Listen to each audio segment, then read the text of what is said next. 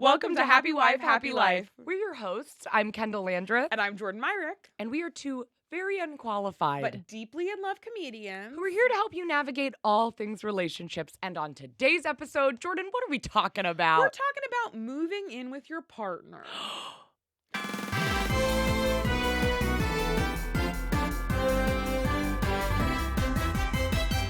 Kendahl, we live together. We do live together. We had to move in at one point. We've lived together for 2 years now.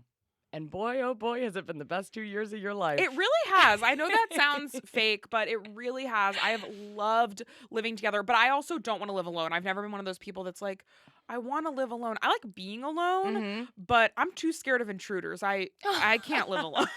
See, I always said before I move in with my partner, I'm going to have 1 year where I live fully by myself. That never happened for me because it is really expensive to live by yourself. Absolutely. You can still have that if you want. You can go live by yourself at some point. Thank you. Now I'm like, I don't really need it. I think it felt like something I should say that I wanted. Sure. I also think there would be benefits to it. But one time I dog sat for your parents and I was by myself for a full week in a house. Yeah. And I was so terrified the whole time I could not enjoy myself. I was so scared I was going to get murdered. It's scary to be alone in a place where you live. I don't know. It's just like, I like having camaraderie. I like sharing a space. I'm also very into communal living. We know all our neighbors and I like that. Yeah. I like feeling part of a community. And I think living alone for me takes away from that a little bit. But also, I understand why some people would like it. I had a lot of autonomy growing up and I was an only child, so I was alone a lot, things like that. So I don't feel like maybe I need it as much. Yeah. Versus if you like always had to share a room, I understand why you might want to live alone. If you had a huge family, you feel like you never had privacy or your own space. Yeah. I understand why you might want to live alone. Yeah. And we live in a pretty tiny apartment now. Very small. And we've lived in even smaller places before. Well, Yes. I guess not smaller, but more people were living there. Yes, we had a truly kooky living situation before I moved into the apartment that we live in now. It was 2-bedroom, 1 bath, 5 people. 5 people. It was me and Kendahl in one room. This was like not even that long ago. This was like a year and a half ago. This was me and Kendahl in one room, my best friend Colin and his partner Andrew, and then our other friend Charles was not there the whole time, but for a couple months moved in and lived on the couch. And it was, I think at a certain point it became addicting to be like, how little rent can we pay? Yes. It was like, if we got one more person to sleep on the patio, we could each be paying $98 a month. And that felt really good. But I can't say it enough. 1 bathroom. 1 bathroom. One singular bathroom. I won't share personal information of other people living there, but I will say a couple people there have some medical issues. A couple of us, me and Kendahl specifically, have irritable bowel syndrome. It was tough. And now we live in a two-bedroom. We still have a roommate. 2-bedroom, 2-bath, and Charles still lives with us. Yeah. Moving in together is a really big decision, though. I think people were like, you guys are engaged. You're engaged. That's so... Sorry, I feel like I have to say I'm not wearing my engagement ring today because I forgot it. But so that means we're not engaged today. We are. That's always what I tell her is if you're not wearing it, we're not engaged. Wearing my engagement ring has been so difficult because I'm so deeply scared to lose it, break it, hurt it, drop it. So I just don't wear it. And I know that's upsetting to you. But every time I go to do dishes, I take it off and then I leave it on the counter. It doesn't matter. But my thing is that it's not upsetting. It's not upsetting if you don't want to wear it. You just wanted a ring to wear so badly. Oh, I want to wear it. Then I got you this fancy ring you really wanted. And I also bought you a really fun, cute, fancy ring dish to put your ring in for when you don't want to wear it. I'll probably put the link to it in the comments. It's so cute. It's really cute. It's very cute. But then it's never in the ring dish and you're never wearing it. It's always just like sitting on the rim of the toilet or whatever where I'm like, you're going to lose it. No, it is never there. It is always right. It is always on the kitchen table because every time I do dishes. It's not always on the kitchen table. It's there often. Sometimes often it's there. on the kitchen table. Sometimes it's on the counter of the sink, which is far from the bathroom. Dangerous That's game. True. I do not like that at all. That's why I bought you the ring dish. But I do wear it a lot. I just don't wear it when I'm in the shower, and I don't wear it when I do dishes, and I don't wear it when I clean, and I'm doing all those things a lot so that I take it off and put it somewhere, and then I forget to put it back on. You never have to wear it, but if you lose it, you will be so upset, and I'm just trying to keep that from happening. I know. Oh, well, you just have to buy me another one. But when we got engaged, people were like, that is a huge deal. That is so intense. That's so big. Like, how do you feel? And obviously I was so excited.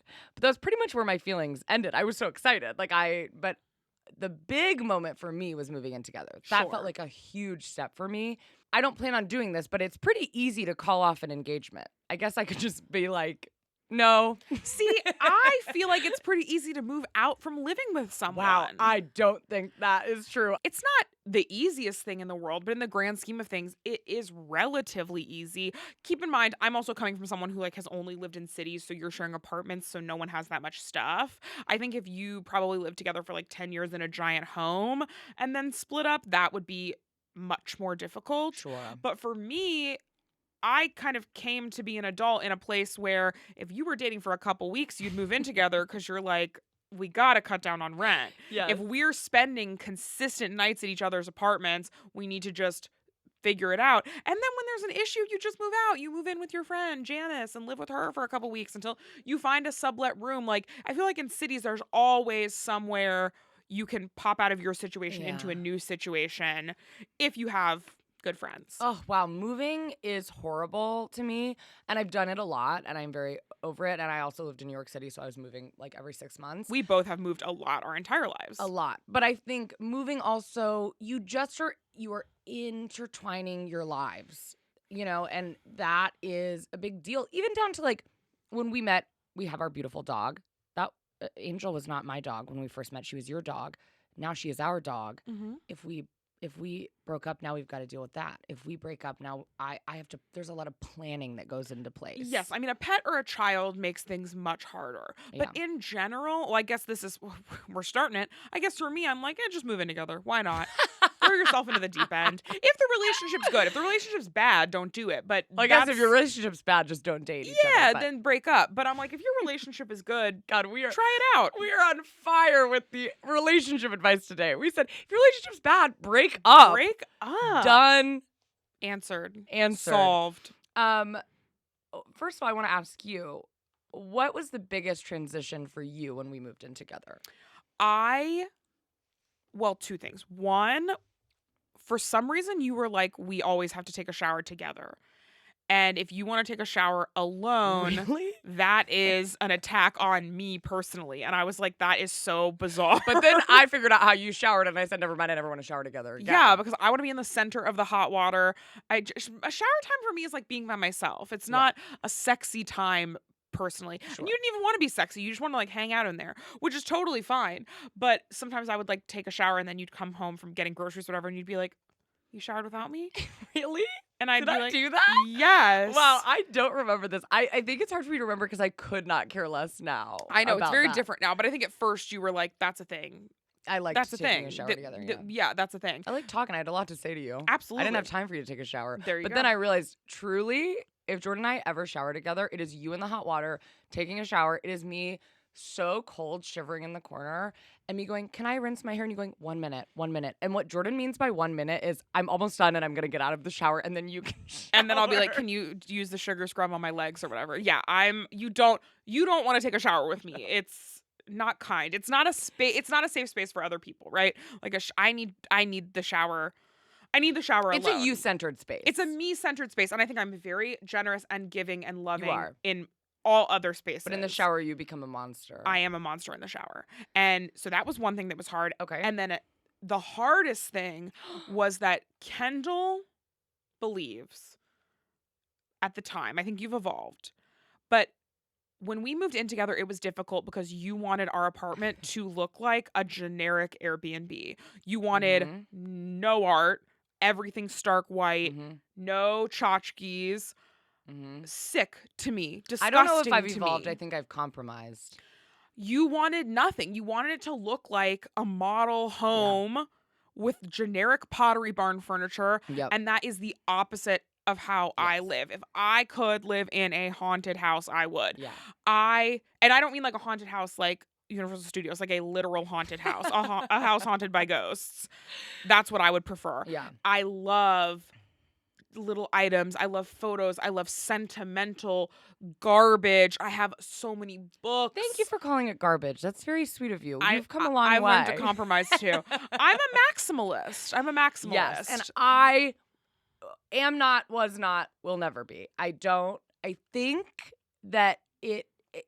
we both have learned to meet in the middle, and I think it's been good for both of us. Yeah.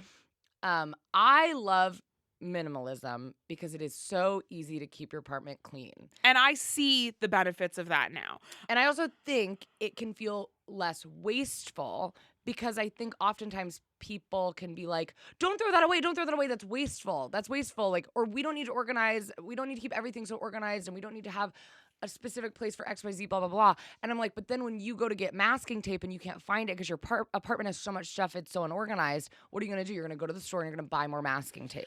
I struggle with this a little because that's not the situation. I'm extremely organized. So if you're cluttered and you're unorganized, I think you should fix that. I'm more organized than you. I'm extremely organized. Well, I just that's true. have lots of little things. I have lots of figurines. I have lots of photographs. I have lots of Well, and it's not really it's not that you have figurines.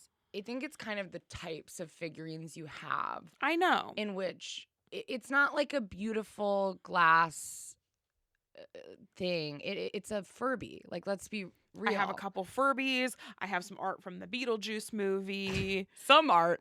I have a lot of art from the Beetlejuice huge, movies. almost person-sized stuffed animals of characters from Beetlejuice. Yes, I do. I have a giant painting of a red panda that someone made that I bought at an estate sale. I just like fun stuff. Life is so short. I'm like, put everything you like out there. Wear a t-shirt with a sandwich on it. I love Have that. a backpack that has a dolphin on it. Like, put a bumper sticker on your car that says, like, honk if you're also listening to Fast Cars by Tracy Chapman. Yeah. Whatever it is. I think that life is so short. Have fun. Like what you like. Let people know what you like so you can connect with your people faster. And I love that. And I think I've gotten more into that and more excited about that. And also less perfectionism in my space, which has been nice for me because there were times that I was a minimalist in terms of my space because I'm not really a minimalist in life, and I know that is like a full lifestyle, but my space didn't have a lot of stuff. And then I would see something I really liked and I couldn't buy it because it didn't really fit into my aesthetic, and that was unfortunate.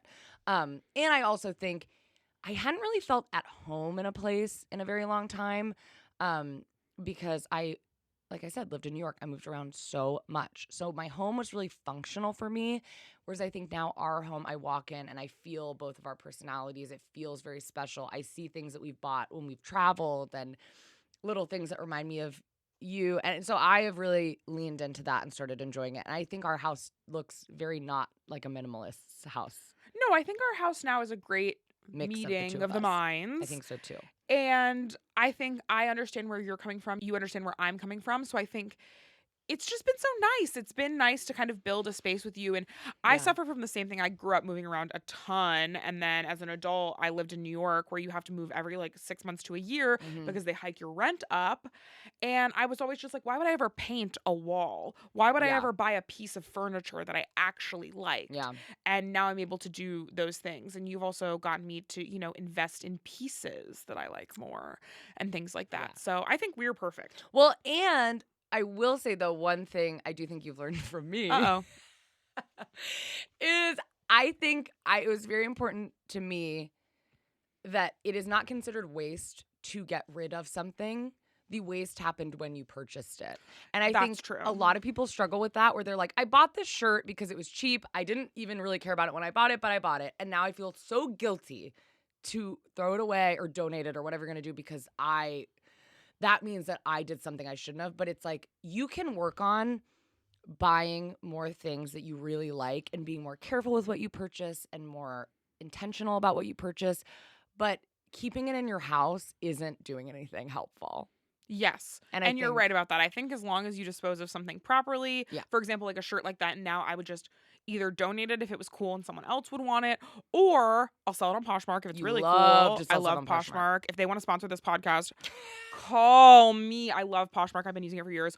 Or I'll cut a shirt up if it's like old and I'll use it as rags, or I'll use it as like a towel to dry our dog with after she comes in and it's been raining or something like that. So yeah, you have freed me from myself and allowed me to give things away and get rid of stuff. Oh, incredible. Do you agree that the hardest thing about us moving in together was taking a shower with you? Yeah.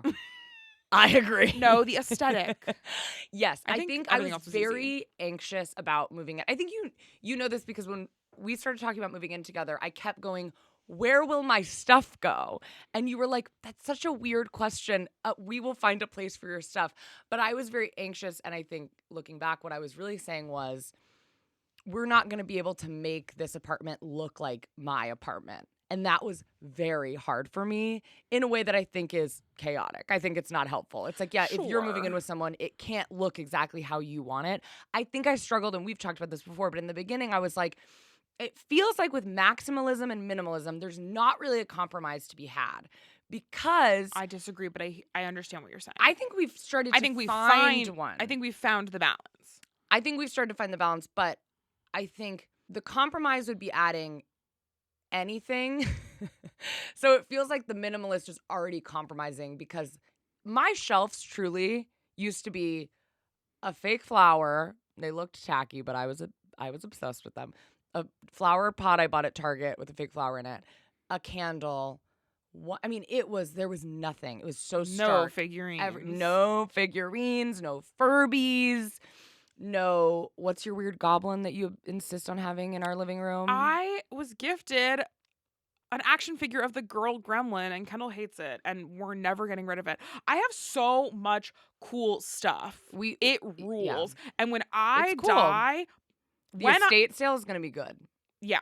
When I die, the estate sale is going to be absolutely unbelievable.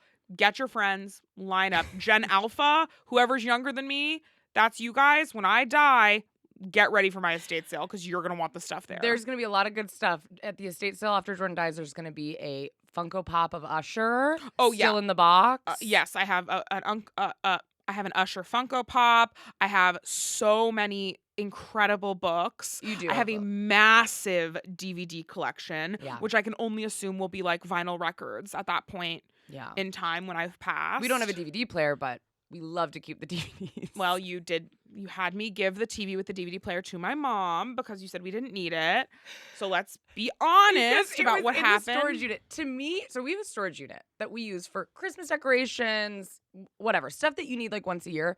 To me, if there's something that would be for daily use that you can put in the storage unit, it's kind of like a garage.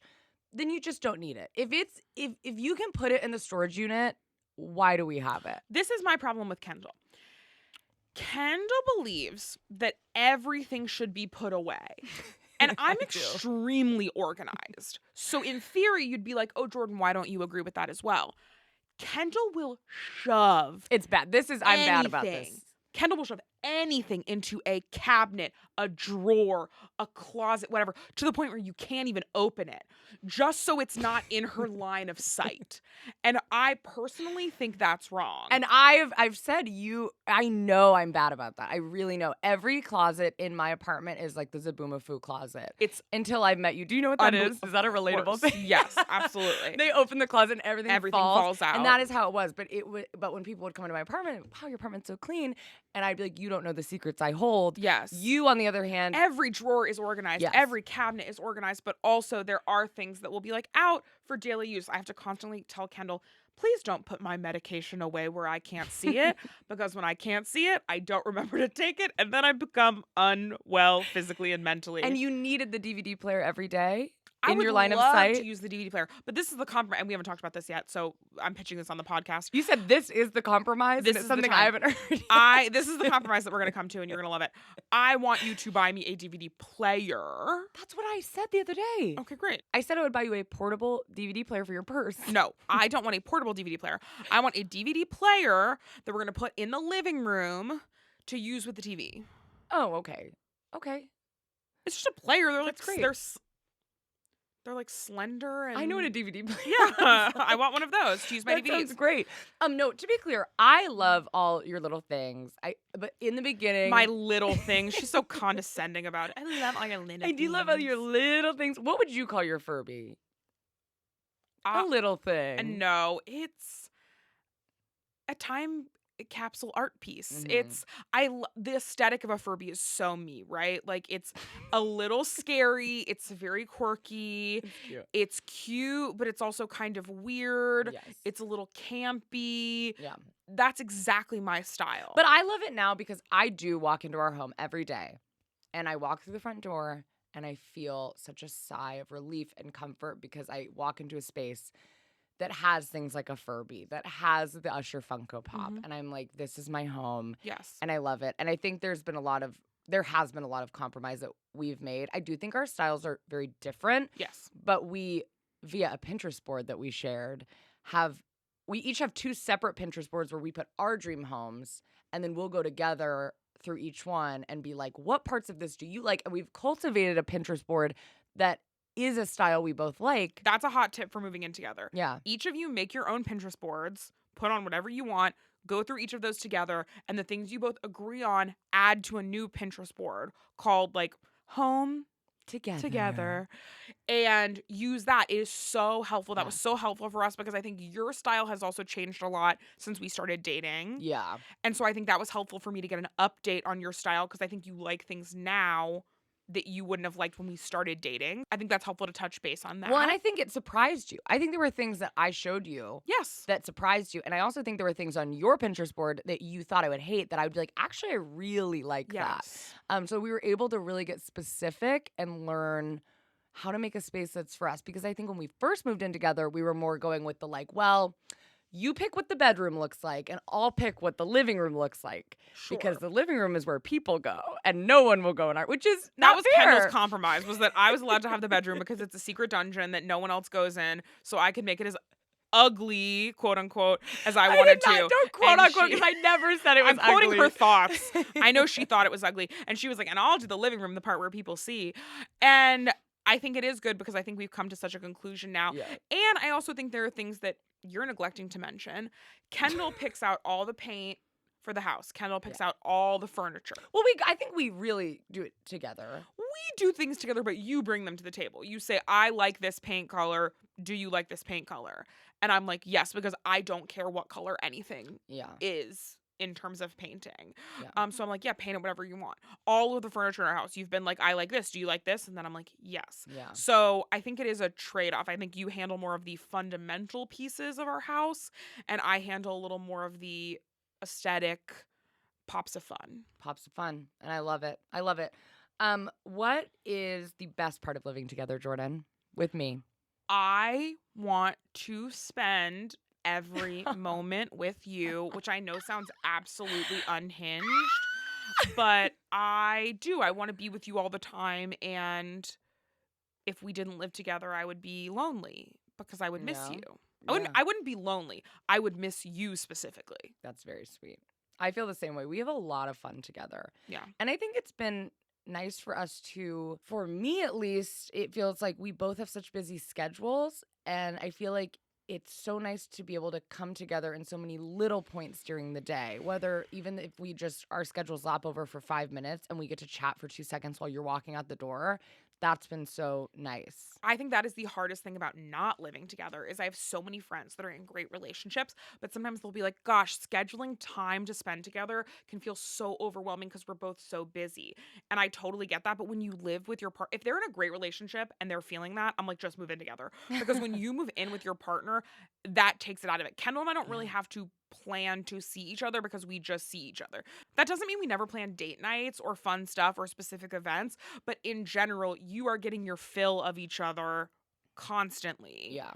And all your stuff is in the same place. It adds such a level of stress to go back and forth between apartments, be like, oh, I wanted to wear this shirt. That shirt's not here. I got to go home. The shirt's there. Yeah. All of that stuff adds a lot of unneeded and unhelpful stress.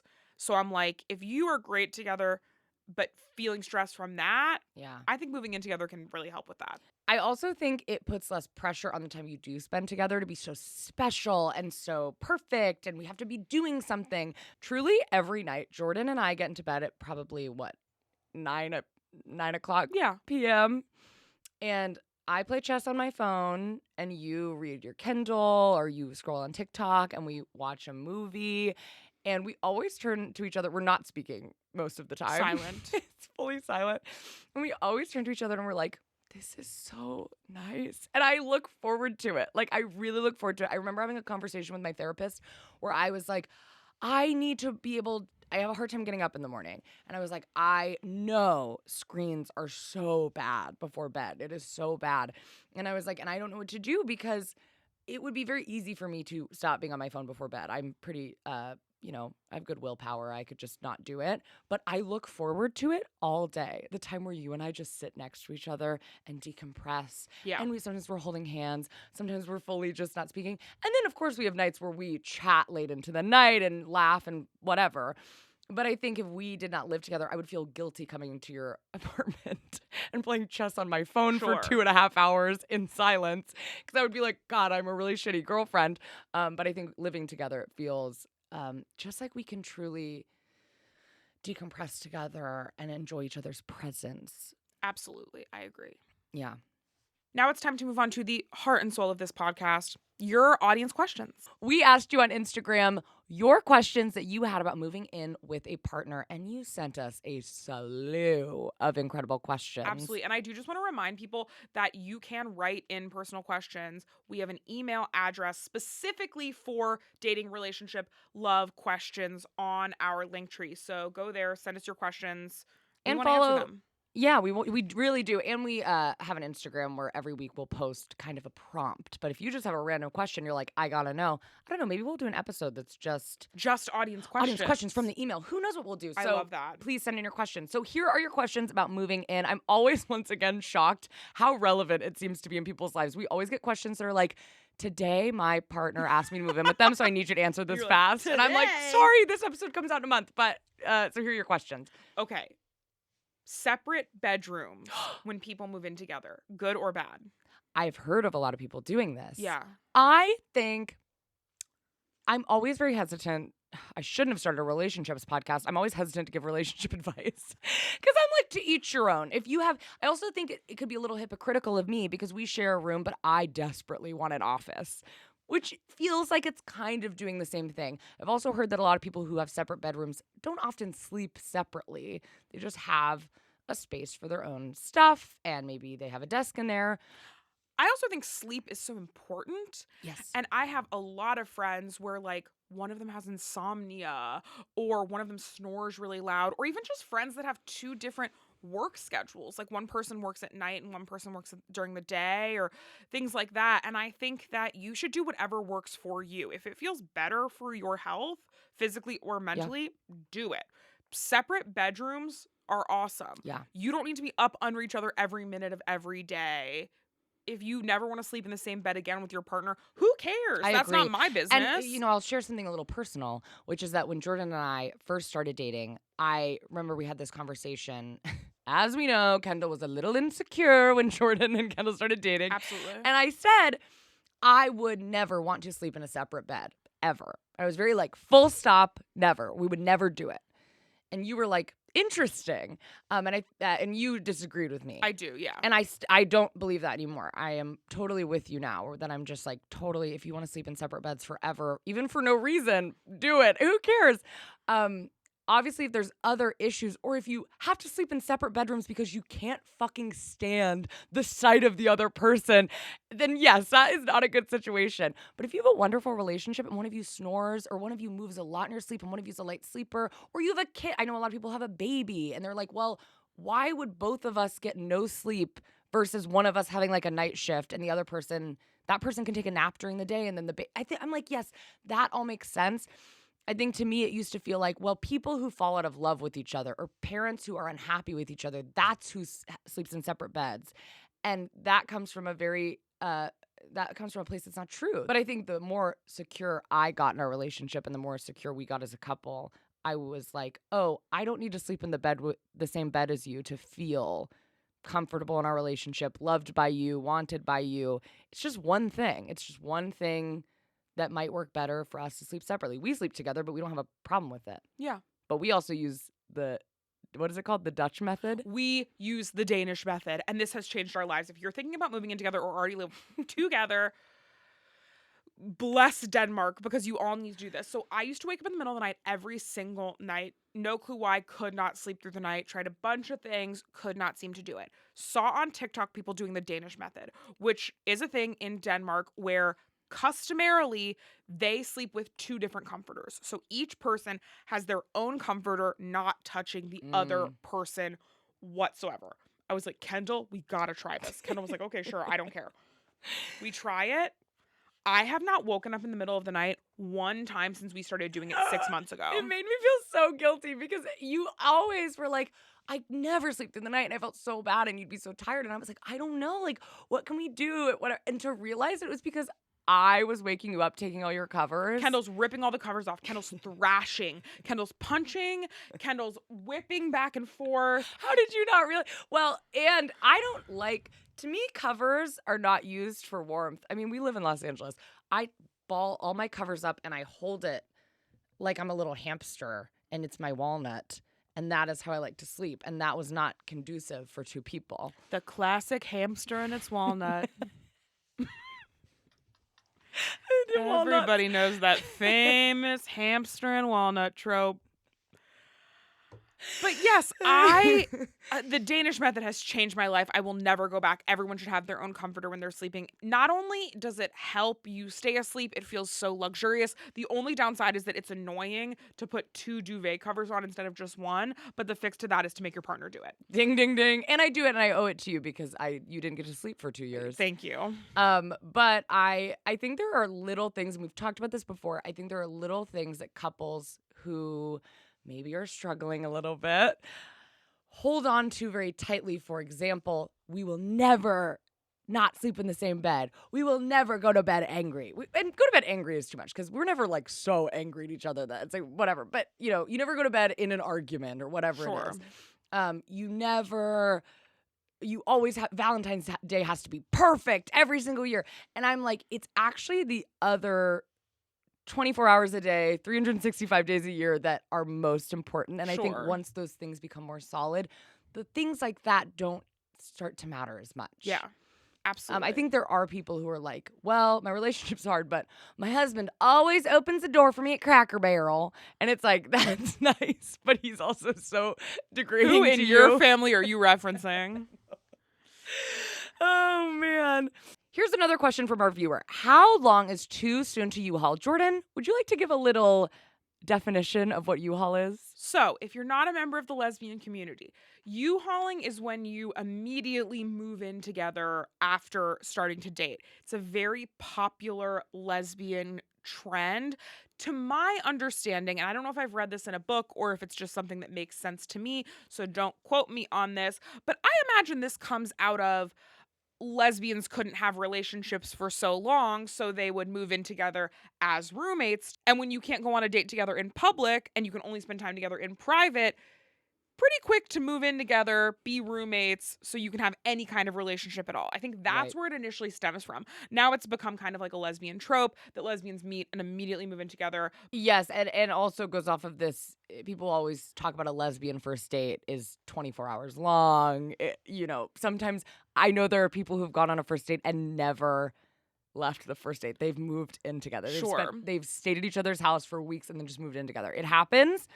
I'm sure it happens in straight relationships too, but it is very common in the lesbian community. So this person asks, how long is too soon to U-Haul? My girlfriend and I waited 2 months. That's fine. I don't know. Do whatever you want. I think stuff like that is hard because there is no concise answer. Because I think it's always the why, in my opinion. Exactly. Why are you moving in together that soon? Exactly. So if you're long distance, you might move in together faster than if y'all lived on the same block. If you are low income, you might move in together faster than two people who are rich. Things like that are all factors that you have to take into account. If you move in together because you cannot feel secure unless you are looking at that person at all times because you're worried they're cheating on you, that's 2 months is too soon. Absolutely. I think the most important thing is not the amount of time, but where you are at with yourself. With yourself. If you feel like I want to live with them because when they are away from me, I feel so lonely and upset and I miss them so much and I want to be with them 24/7, not in a cute way, but in a like, I actually need it. I think that you need to do some work before you move in with that person because living together is not going to be fun. Yes. But if you're like, hey, we're having a great time and this makes the most financial sense, I think there's absolutely nothing wrong with that. I think people will really demonize stuff like that because they're like, it's love, it's not a business, but whatever. But being low income is hard. We both lived month to month for a really long time, pretty much my entire adult life up until recently. And you have to make decisions. I don't even know if I'd call it month to month. I was putting my rent on a credit card. You were really not doing it. It was not good. You were not as responsible as me, that's for sure.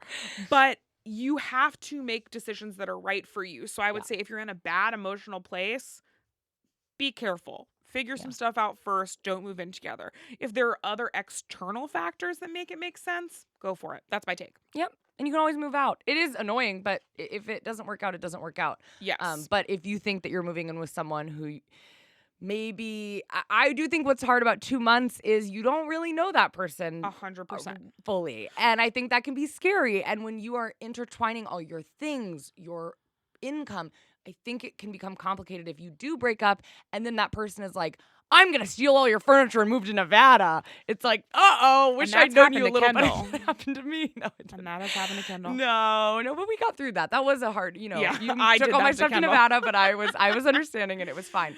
Yeah, so I think you have to know the person well. And that also, once again, are you dating for 2 months but you've known each other for a long time? Are you dating for 2 months but you just met? I also think being at similar stages in your life can be really, really helpful. Having similar schedules can be a huge factor in whether or not you move in together. I think you need to look at external factors. And then I think you need to look at your personal internal factors. Don't base any of it on how much you love each other. Because no matter how much you love each other, if you don't feel secure, not a good move. Yes. Don't do it. And moving in together will never fix an issue unless Absolutely. the issue is literally, we have such busy schedules, we never see each other, and there's not even any emotional issues behind that. You just would love to see them more. That was pretty much the only fix. Or if you're both like, the only issue we both are having right now is that we can't afford the current rent we have, then that would be a fix. But any emotional fixes, if you think it's going to make you feel more secure, if you think it's going to make you feel like your partner is really committed to you, it's not. It's not going to do that. People can cheat whether they live in your home or not. And honestly, I'd prefer someone cheat on me in their apartment and not right in front of me while I'm trying to play Tetris on the couch. Absolutely. And I do think, and this leads into my next question, I do think there are a lot of markers that are kind of made up where people will be like, you should wait a year to move in together. You should be 27 before you get married. And I think all those things, it really just depends on who you are. I'm sure there are people who've dated for 4 years and have had a horrible relationship and moved in at 4 years and then they break up. It really doesn't matter. That are 35 that get married and still are not ready to get married. Yeah. I know people that move in together after dating for 1 month and have been together for 15 years. There's no exact science to it, but I think the best recipe for success is looking at your external factors, seeing how it could be helpful, looking at your internal self individually and getting that sorted out, and then being like, great, the love we have for each other is a cherry on top of the sundae. Yes. It's not the sundae itself. 100%. Now, my next question is, when are you too young to move in with someone else? Yeah, I think once you're a legal adult. I think it's hard. I think that, once again, there are so many factors because my impulse is to say, wait until you're a little bit older. But also there are people that might turn 18 and need a place to live. No shame in that. No shame at all. That's a very normal thing that happens to a lot of people. And I think if you do that recipe from before, go for it. But I say, especially if you're really young, take some time alone, take some time with friends. If you and that person are meant to be together, you're going to be together. Living together won't solidify that. So if you have the time and the space and the money to live by yourself, live with friends, enjoy that. And really, it's truly, because I would say, because I see all the time and they seem like they have a wonderful relationship a lot of the time, so that's great for them. But you see people who start dating in high school and then they're still together. And though I'm like, that's great for you, I just think about how much I grew from 18 to 21. It feels like it was 3 years, but it felt like 25 years. Sure. I grew so much. I learned so much about myself. It also was a little different for me because I came out as gay, so I was doing a lot of firsts. I'd never had a partner. I'd never had anything. But I think sometimes the impulse to be like, wait until you're a little older is this idea that once you get in a serious relationship, you stop growing individually. Yes. And I think one of the things, I've probably talked about this before, but one of the things for me that made me so confident in being with you forever is that I feel so 100% able to change, grow, learn new things about myself, explore parts of myself that I hadn't before with you by my side. But I feel no hindrance. I feel like I continue to be so different every year and change, You and change a I lot. hope you feel the same way. Yeah. So I think if you are in a good relationship where that is true for you, if you move in together at 20, that isn't going to hinder that for you. I do not think the only way you can grow is to be single. At least I hope not, because I'm pretty young. I'm 24 years old. No, So I think there are people who are in relationships who are more alone in relationships than they were when they were single. So I think it all depends. truly. My next question is, how do you make sure you have equal closet and storage space? You don't. I think we disagree on this one. We've had this conversation before. That's why I was excited to put it on, because I think we feel very differently. I feel that there should be, and I think it's weird because I feel like we usually wouldn't be this way. I grew up with a lot of people in my house, I siblings, think this is cousins. why. Maybe this is why, but I feel that there should be equal space, not in the house, but we each get 2 drawers for our pants. We each get a half of the closet, because I think naturally one person, I think we know who that is going to have more stuff, and it can make that other person, me, I'll just say me, feel, and I think we've worked on this, but I think I used to feel like I don't have space to get new things. So you have, for example, this isn't a thing that happened, but you have 25 mugs. So we are fully out of mug space. So when I go to an estate sale, I go to Target and I see a mug I'm obsessed with, I don't buy it because I'm like, we have too many mugs. Your perspective was, tell me and I'll get rid of something. But I always found that a little bit hard for me, because I think to tell someone, get rid of your stuff, versus you're in charge of your 2 cabinets. So once you're done filling those up, none of my business. That's your business. No, to me, everything is everyone's business. And I think that it is. I have no interest in needing to be even Stevens on everything. I think because I didn't grow up with a bunch of people in my house, I think for you, your space has always been very sacred, because it's been like, well, I only get 2 drawers. So these are my 2 drawers because I share a room with my sister or whatever. I've had the luxury of having a little more space, a little more privacy, things like that growing up, because I am an only child. So I think I don't feel as pressed about that. So for me, I'm like, let's all just use whatever space we need. I love shoes. I have a lot of shoes. You don't have that many shoes. No, I always at any given point have 2 pairs of shoes. So I'm like, let me have more Sure. space for the shoes. You have hundreds of thousands of crew neck sweatshirts. I don't own that many of them. Yeah. I'll give you a drawer to use for your crew Yeah. neck sweatshirts, because that's what you have more of. Yeah. So I think that I don't feel the need for things to be so even. I'm like, let's just like feel it out. Let's just see what people need in that moment. I think that's been easier now because our stuff has started to feel like our stuff. Absolutely. I think now it feels like, I think I struggled in the beginning because I was like, well, I put up these shelves, and since you own all these tchotchkes, they fill up the shelf. Whereas if I put the shelf up in my own space, I would go, oh my God, now I can buy fun things that represent me to put on the shelf, but there's a room because they've already been filled. And I think I used to feel like, well, this then just feels like your space, versus now, you know, over time we buy stuff together and I think we also buy stuff as a unit more. Well, we'll be like, do you like this? And so we are continually buying things that we both love. Even our clothes, like we can share clothes and shoes. So usually especially if we're going to buy like an expensive pair of shoes, we'll be like, do you also like these? So it's kind of dual use. Sure. I think it feels easier for me now than it used to. I think in the beginning, I used to feel as though it was more important for me for there to be less stuff, and you didn't really mind a little bit of clutter. Clutter's the wrong word. Clutter is the wrong word. You didn't mind there to be more stuff. I wanted, which is insane, but I wanted a shelf to have 2 things on it. You wanted to fill up that shelf, which totally makes sense.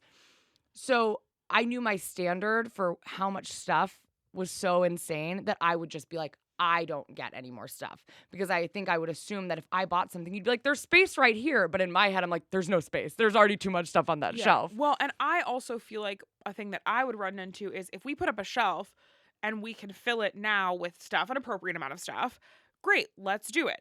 I think for you, you're almost like, no, you should have 2 shelves on that shelving unit, and then I'll have 2 shelves on that shelving unit. And those 2 shelves that are mine on that shelving unit will stay empty until I find a singular object I want to put on them. And to me, I'm like, that looks insane. kooky to have 2 shelves with stuff on it, 2 shelves completely empty, Yeah. just waiting for whatever, instead of being like, great, let's fill these shelves in a way that we both like. Yes. And then if you later get something you want to put on, rearrange, have a different vision for the shelf, whatever. Which has gotten easier as I've worked on being more confrontational. Even though that's not confrontational, sharing with your partner, I have this thing I'd like to put up is not confrontational. But I think you used to tell me, Kendahl, if you have something you want to put up, tell me and I will make a space for it. And I think a part of me, it's not that I didn't believe you. I just wouldn't think to do that. I wouldn't think to like voice, I want this up in my apartment. It's really important to me. Yeah. A thing that you would have been so open and accepting and continue to be. So I think as I've gotten, I mean, now I feel like I'll tell you, you probably want me to be less confrontational with you. I'm always like, I'd like I you don't to like tell this. me I less. want this. But now I find myself being like, oh yeah, I get what I want because we both share what we want. Yes. It's not just me trying to secretly make everything look clean and perfect and how I want it. Yes. But I will say one thing that I think you don't look so scared. One thing I think we have agreed on is in the past I did say, I feel like when the house is so full, we are so young. We are just beginning our lives together. We are going to travel so much, do so many things, see things that we love.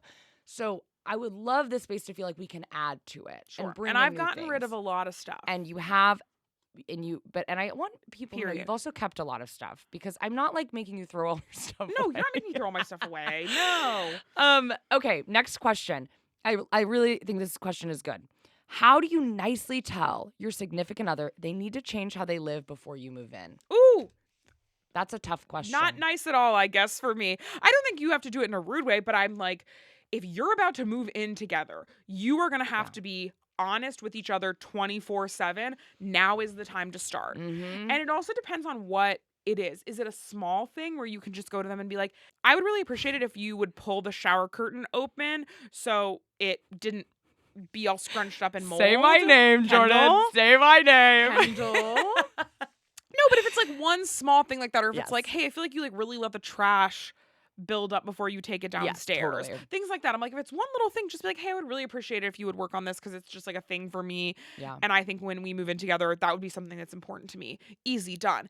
If you love someone and you're about to move in with them and they are a slob Mhm. and you are not, I think you really need to have a Yes. conversation with them because that is not a quick fix. Mm-mm. I mean, that's a way of life. Like, Yes, that is that's a how that mindset. person.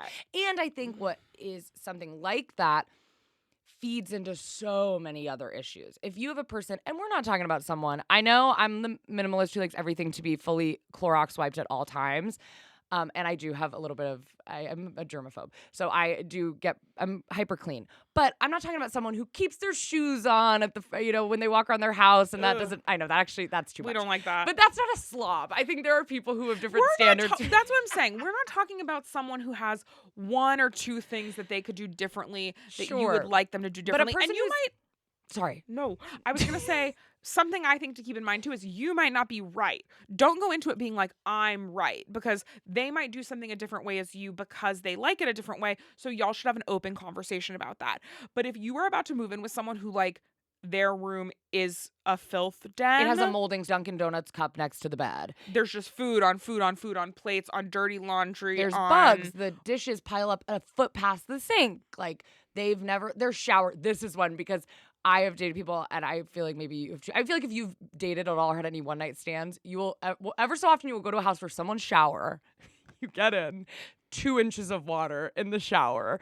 It doesn't drain. There is brown, like, rings. It is just, I mean, you're like, this is not a shower. This would be like showering in my trash can. This is not clean. I'm not getting clean. I'm getting dirtier being in the shower.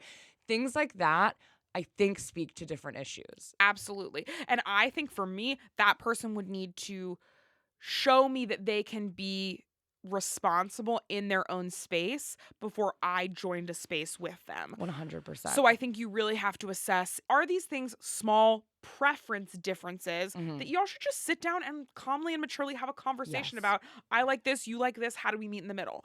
Or is this someone who has an unhealthy and unsustainable adult lifestyle? Yes. For example, I mop our full house probably every other day.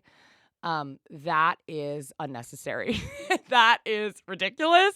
And that is not that someone who doesn't mop every other day, that's not a statement on their personality. You did not mop every other day. I did not mop every other day, but now I'm just like, great, you want to mop every day? I love you. Do it. Thank you so much. I will stay out of your way. Yeah, it's all to say, and you buy me my fancy mop. I buy you. I've bought you many a mops. I buy you your little solutions, your potions, my little potions. so you can clean everything the way that you would like it. And I appreciated it. It's great for me. But on my end, I think there are things that.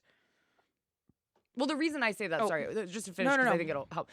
The reason I say that is because it's not that you need to make your partner live the exact way you live before you move in together. You don't need to mop every day. I actually have got that covered. You don't need to dust as much as I dust. And there are things that are really important to you that I don't think are a statement on my personality, but you just care about more, that you want to do. I think you, for example, well, I've gotten better about this, but I always rolled my chip bags and put them away. Kendahl does not know how to store food properly, and it drives me nuts. But I'm learning. But and also, it's so messed up because Kendahl is so scared of bugs, and I'm like, that's how you get bugs. So always, I'm just finding a chip bag that's like kind of like crumpled up and like put in the cabinet. I'm like, no, we need a chip clip, we need a rubber band, we need something doing it correctly, and that's been something that I've had to really hammer home in our relationship. Yes, and I've worked on that, but those things are not like. Yeah, you can't move in with your partner until everything's the exact same. But I do think if your partner is a slob, or even just like they lay in bed all day, or my partner gets up at 6 a.m. and doesn't go to sleep until 2 a.m. and that lifestyle does not conducive with my lifestyle. All things like that. Yeah. I do think that's really important because I don't want to just say it's about messy people, although I do think that's something you need to think about. Yeah, you got to talk about it. Because it's not it really is not acceptable. I'm sorry if your house is gross to the point where there are bugs, where you can't walk without your feet turning black, like things like that. It's not good. I think it's a statement on how you treat yourself. Because you should not be living in an environment like that. Sure. I also think there are things to take into account, like, does one of you work from home? Do both of you work from home? Mm-hmm. Like, what do you really want your partner to change and do differently? Because you're about to make that your home or their home each other's home. So you want them to feel at home. So if you're like, I work from home, they work from home, I hate being around people all the time and I need at least 8 hours a day to myself, don't move in with them. 100%. Because that's going to make them feel unwelcome in their home. Absolutely. And go into things remembering that you are not always right. Your opinions are valid, but they're not always right. And know that that other person might also have opinions, and you also need to remember that they're valid as well.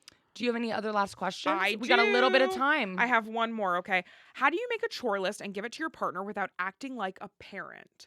I think this is hard for me because I think a lot of times what people feel is acting like a parent is asking for things and holding your partner accountable. And I think neither one of those things are wrong, first of all. But I also think you need to be careful if you're like me and you are a planner, you're an organizer, you're the person that does a lot of those things in your relationship.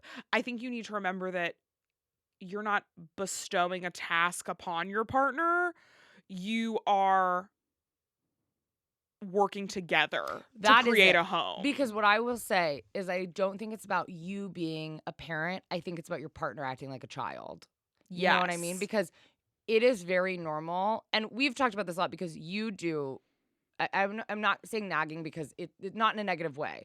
You are much more of a reminder. Would you say? I'm a reminder, and also what is the correct way to say that? A reminder. Okay. Yeah. You also have extremely severe ADHD, so you are a forgetter. I don't know what's going on okay. Yeah, so you are a big forgetter, and so I think I can struggle with that sometimes because I'm like, I don't want to nag. I don't want to feel like a nag. You have forgotten to do the thing that you I have need forgotten you to do this thing that I need you to do, and if it's small, I'll just do it. But especially if it's something consistent, like you never put a new roll of toilet paper on if you finish the roll of toilet paper ever. I know it's bad, and me and my manager joke about this because I used to be like, Jordan, I equally don't put the roll of toilet paper the same as everyone else. I sometimes put it on, sometimes I don't. And me and my manager were talking about how whenever our partners leave town, we're always sitting on the toilet like, help me, God. What am I going to do? There's no toilet paper. There hasn't been toilet paper on this roll for 6 weeks. I'm having to use the bathroom rug. Like it is no toilet. So that is true. But I think it is the reaction to that thing. You're right, hold your partner accountable. A relationship is filled with like, hey, can you do this for me? I need you to be better about this. This is annoying to me. Don't do this. But if your partner is like, Oh my God. Yes. Blah. It's like, okay, are you 14? Like that Yeah. is. And I think it's both sides. I think if your partner's having a super stressful day, there's a time and a place for Reminders. bringing up every single thing they could have done differently Yeah. versus just, this is important to me. Does that make sense what I'm saying? Yeah. I think also remembering that just don't nag. Don't be passive aggressive about it. Don't be like, why didn't you da da da? Yeah. If it's a consistent issue, if it's a one-time thing, who cares? If it's a consistent issue, sit them down and be like, hey, when you do this thing, it makes me feel really unseen. It makes me feel uncared for because XYZ. Have a productive conversation with them about it and let them know where you're coming from. Especially because, and I think that's so true, it's the communication, because I think sometimes I would be bad about, and I think a lot of people can be bad about, you leave, and we've talked so much about this, where I'll be like, what do you need from me tomorrow? Like before bed, we always make a list of like things we could do for the other. And I think and you always say this, if you get around to it, could you do X, Y, Z? So then the next day I'm having a really busy work day. I'm super stressed. I'm overwhelmed. And I'm like, and I need to fold the laundry because Jordan told me to do that. And it's like, no, you said if you get a chance. So then I'm stressed. I'm anxious about it all day. You come home. This is a hypothetical situation, but you come home and you say, why isn't the laundry folded? And then I knew you were going to say that the laundry's not folded, versus you get home, I say, by the way, I had a really busy day and that's why I didn't do the laundry. And your reaction would be, that's totally fine. You know what I mean? Like, I get it and we'd figure it out. So I think sometimes it's the lack of communication that can hinder a situation like that. Absolutely. But I think also you and I do very different things in the house. You're very much the planner. And you cook the food. I'm very much the cleaner. I handle the dog. Like, I'm the person who washes our car. I put the gas on our car. We have different tasks. I do think there are relationships, and you need to make sure you're not in one where if you look at every task and you're like, I'm doing everything, that is mom behavior. Absolutely. Because it evens out. Because there are days that I come and I'm like, you guys, the dishwasher's not loaded correctly. We're all going to sit around the dishwasher and watch. Loves to do a family lecture. Kendall loves to do it. Everybody get in here, and I'm going to show watch you how to do the thing. How to load the dishwasher. I'm going to show you how to put this away. I'm going to show you a seminar, if you call it. Very kind to take my time and teach a class for free. And so it evens out. In those moments, do I feel a little bit like a parent? A little bit. In moments where I haven't paid a bill I needed to pay. I did that the other day. And Jordan has to deal with it. I'm sure you're like, are you kidding me? I have to feel it. But I think it evens out. But if you are always feeling like you were the parent for everything, that's not a great situation. And if your partner is great and you're always feeling like the parent, sit down and have a conversation and really iron out which tasks belong to who, generally speaking, and find those weak spots that you can help each other. I read everything for Kendahl because Kendahl has a learning disability. So reading can be hard for her. So bills, I plan all our trips. I book all our travel. I read any work stuff for you that you need read for you. Like anything that has to do like that, I do that for Kendahl. I drive everywhere because then Kendahl can sit in the car and like be on her phone and do work and put on makeup or like eat a Del Taco or whatever she needs to do. I do all the driving. That being said, because I do all the driving, Kendahl gets out of the car and puts gas in the car when we need it. I'm sending your texts while you're driving. I'm making sure while I'm driving. Yeah. You're putting on the radio. Very brave. You're making me sound like okay, this makes me sound like I'm babied, but I am babied a little bit. Well, you are baby in a lot of ways. But no, Kendahl does a lot. Like I'll cook the dinner, Kendahl will do the dishes. I'll eat the dinner. Yeah. No, You'll make the bed, I'll get in it. Yeah, you have to find the balance, but there are things we also do like shifts. I say I always do morning shift because I am an early bird, so generally I make sure we're both awake. I make sure we're staying generally on a time schedule in the morning if we have to be somewhere. Whereas at night, I make us breakfast. Yes. Whereas at night you get in bed probably around 9. I'm getting you water. I stay up. Getting back. You're not getting back up once I'm in the bed. And you don't say I'm getting in. You don't say I'm getting into bed. Just FYI. I will walk in and you're in the bed and I say, my shift has begun. Exactly. And I'm getting you stuff. I'm getting you your phone charger. I'm getting you whatever. I usually stay up for an hour while you're in bed. I'm cleaning the house. And I enjoy doing it. I think that's what's nice too about being in a lesbian relationship. Obviously, this can totally be true for straight relationships. And I encourage you to have a conversation with your straight partner about maybe deciding to be gay. I'm just kidding. Just deciding about, no, I actually don't think it matters your sexuality. But I think it's been nice for us because there are no gender roles at all put onto our relationship that we had to decide from ground up what do we like doing? You like to cook. I don't like to cook. Yeah. So you do that. You like to plan trips. I don't really care. And I've asked you a million times, are you sure you don't want to help? And you're like, I love planning. You plan trips that we're not even going on. You love to plan trips. Yes. I love cleaning. I really Yes. love cleaning. I don't mind doing it. But you're very scared of bugs. So anything that even remotely has to do with like Outside. or anything like that, I have to kill bugs. I have to check for bugs. I have to rescue You have bugs to from talk our to the house. bugs. I have to talk to bugs. I have to make sure they're not in our house all the time because I'm not bothered by Yeah. bugs in any way. But so we But figured it out. Yeah. I hate the sound and the texture of cardboard. So whenever we get packages, Kendahl is responsible for breaking down the boxes and taking Yeah. them to the recycling. So we figured it out. I We feel like figured it so out. there's been a really good balance, which is nice. We're almost out of time, but I do think we have time for maybe one more question. I think this is a really great question for us because I think we differ in this in a way. I'm excited. How do you deal when one person wants a lot of alone time and one person wants to be together all the time? I only say this because I'm pretty introverted. And we definitely don't have a dynamic where I'm like, I don't want to spend more time together at all. But I think you're comfortable spending a lot of time with people. And I sometimes do need to go take a 3-hour bath with my Nintendo Yes. Switch. I don't think we suffer from that with each other. No. But I think it does affect our relationship with friends because I could hang out with friends every single night of the week and be fine. And you That kind of isn't do. draining to Yeah. me. I also like being alone, but I'm fine being around people a lot. Yeah. You cannot. So I say get comfortable doing your own thing. Yeah. I think that you both need to have hobbies. You both need to have friends. If Yes. one of you needs a lot of alone time, great. Let them have that alone time or your relationship is going to crash and burn. At the same time, if they're not also giving you time together, time out and Yeah. about, time doing stuff, then that's an issue. So once again, you have Yeah. to strike that balance of are you both giving the other person what they need? I go do stuff with friends alone without Kendahl a lot because Kendahl needs more time to be at home. I really enjoy being by myself. I love to like sit and read a book. I also, I do have very severe ADHD and sometimes things take a lot longer for me than they do for other people. Yeah. And everyone has issues like that I think can affect the length of time stuff takes.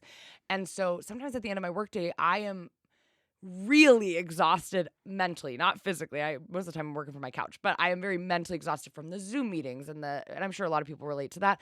I love to spend time by myself where it feels like I don't have to really put on a show. I think especially we're both in entertainment. So a lot of the time I'm working, I am on a bit. Yeah. I love to spend time by myself. I really enjoy it. I think I am a person who could move to a farm and live completely isolated Sure. and not really mind that.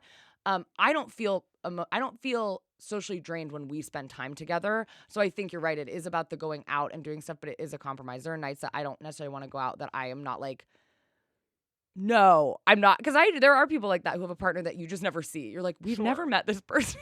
Yeah. But I think once again, communication is important. If there's something Yeah. that I really, really need Kendahl to be at with me, I say, I need you to do this. And Kendahl says, 100%. Great. But there's also never, ever been a time where you've been like, I want to go out and do this thing. And I've been like, stay home. I feel like I'm always like, pop off. Go. You've gone on you've gone on week-long vacations with Yeah. friends. I'm like, please do it. Absolutely. Because I also can enjoy that time by myself. And I miss you, but I find fun things to do on my own, which is a thing that is important to me. And I've struggled with because I think for a long time I felt really guilty that I was like, I'm not spending enough time with friends. But in 2024, I'm accepting my introvertedness and I'm spending not more time with myself because you couldn't possibly spend more time with yourself the way I do, but I'm not feeling guilty every time I want to spend time with myself. Yeah. So I think you're right. It's the balance. It's all about balance. You have any more questions you want to put on there? I have no more questions. Well, there you go. I think moving in together is such a treat. I love living with you. We have so much fun. I truly love living with you. It's been really wonderful, and it's done nothing but benefit our relationship. So and I think it's pushed us to even, if we lived separately, we would have never had to figure out how to share a space together, how to combine our styles. And I think when we really found the thing that clicked for us, it was such a nice moment where we were like, wow, yet another thing we figured out. Yes, it's very satisfying. It pushes you to, I think, talk about things that are easy to not talk about when you don't live together. And I think even when you're talking about the separate bedrooms, it's like I think you have to think, why do I want this? If it's because, well, you snore a lot, or because I want to get more sleep, or I just like having my own space to have but if it's because you're like, I don't think I could share a room with you, maybe that is something you should talk about. So I think anything, honestly, an answer to any of these questions is the why. Why are you doing that? What is the issue? And if the issue is something kind of more serious, maybe don't do a cop-out fix. Maybe try to really resolve it. Yeah, I agree. Well, yeah, that's the episode. We did it. Another episode. Another episode in the books. Thank you so much for listening. If you're listening on Spotify, thank you so much. Once again, we are always filming in the beautiful Spotify offices. We just seriously love it here. They're so wonderful. If you're listening on Spotify, make sure to review us, give us a 5-star, and leave a little nice comment. Are you an Uber driver? Make sure to rate it 5 Give me a stars, 5-star, take a water please. bottle, and Yeah. and if you're listening on any other place you get your podcast, Apple Music, do the same. If you're watching on YouTube, hello. Subscribe, comment down below. Any questions you want us to talk about, any episode ideas you have, Send them. We just have had so much fun so far filming this podcast. I don't know what episode we're filming currently right now, but thank you for being here in the early days of this podcast. Yeah, I love to so give a nice. huge Oscar speech at the end of every I'm always episode. like, Let's keep it going. let's play the music. Play her off. But it's such a treat to have you here. And I want to thank my mom. I want to thank my dad up in heaven. And I just appreciate you all. Jordan, thank you. Thank you, Kendahl. What a wonderful episode. I love moving in with you. And I can't wait to go home today. Yeah, Spend some time on our couch. Any last thoughts? I don't think anything else except I love you. I love you.